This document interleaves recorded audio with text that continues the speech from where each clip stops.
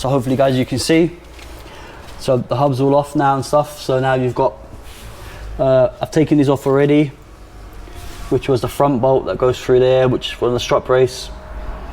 And now remove the bottom one, the back one there for the wishbone.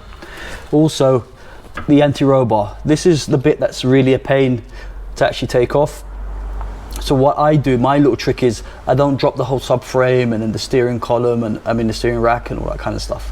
What I do is this bolt that's in here, which you can see there, is normally this one. And what I do is the ones that go through the front of the wishbone are longer.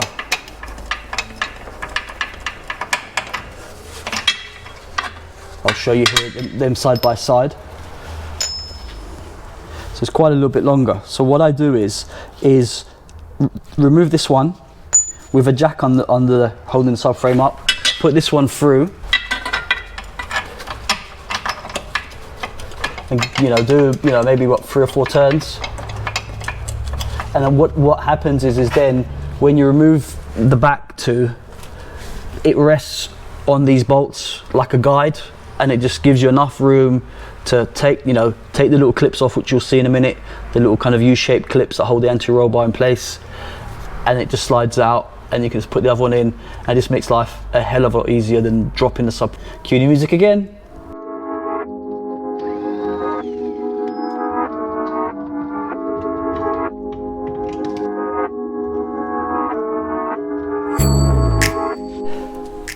Okay, so I've loosened off the other side, and literally now I just get it around the other side.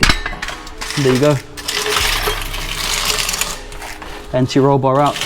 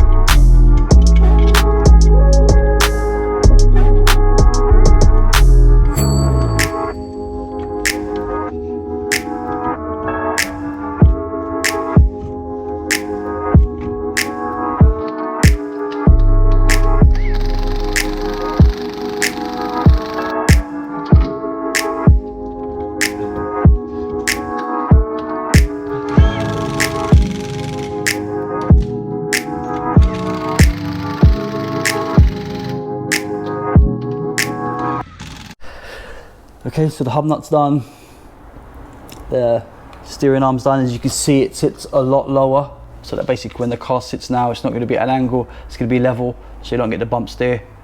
You get a nice feel in the steering in that way. This is what the 312 looks like, looks absolutely humongous. Now I've got the spacers then, and longer bolts. So these are the 6mm spacers that you need, and the longer bolts. So you can just kind of plug and play with the 312 caliper. So there you have it, boys and girls. Done the braided line, bleeded up the brakes. Now, moment of truth, will the wheel actually clear the caliper? I'm actually not sure, it should do. Okay, so moment of truth, will the wheel turn?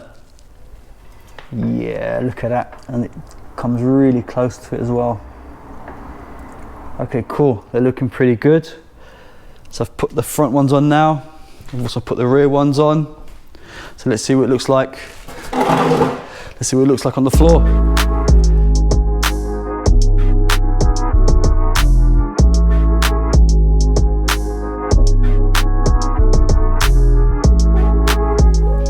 Okay guys, so it's the next morning.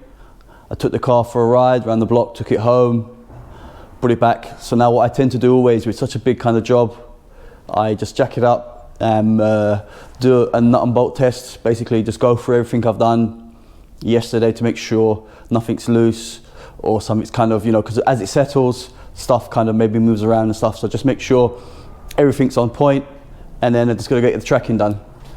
Also this mirror, I don't know if some of you guys have noticed this, that's how it came. I mean, the paint's starting to peel off. I've actually got another mirror on the shelf, I think. So I just need to change the cover on it. So I might get around and do that if I get a chance.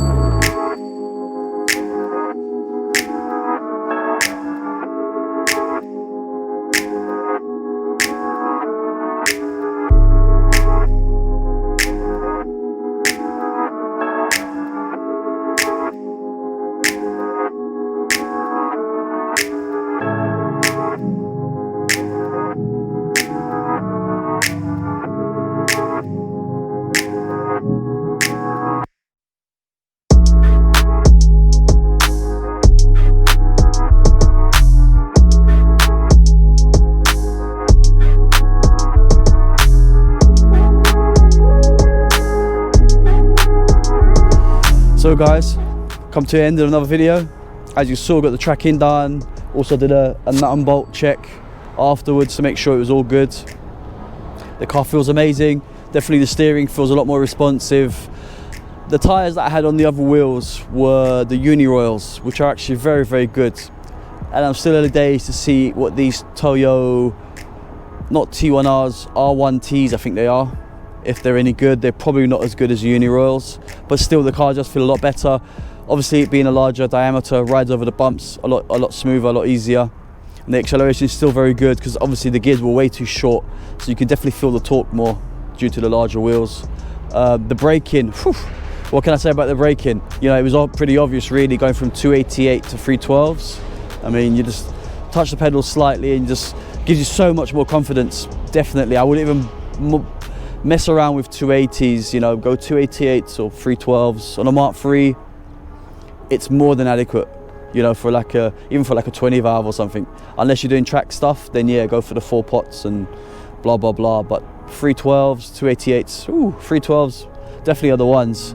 I mean, as you can see here, it's quite bright, so hopefully you're not gonna, I mean, literally you can just about make out, hopefully, the calipers and the discs behind there. I mean, for some reason it reminds me a bit of a car from Forza. You know, when you kind of put the steel wheel, there's an option for like steel wheels, and it almost looks a bit, they look bigger than 16s almost, in a funny way.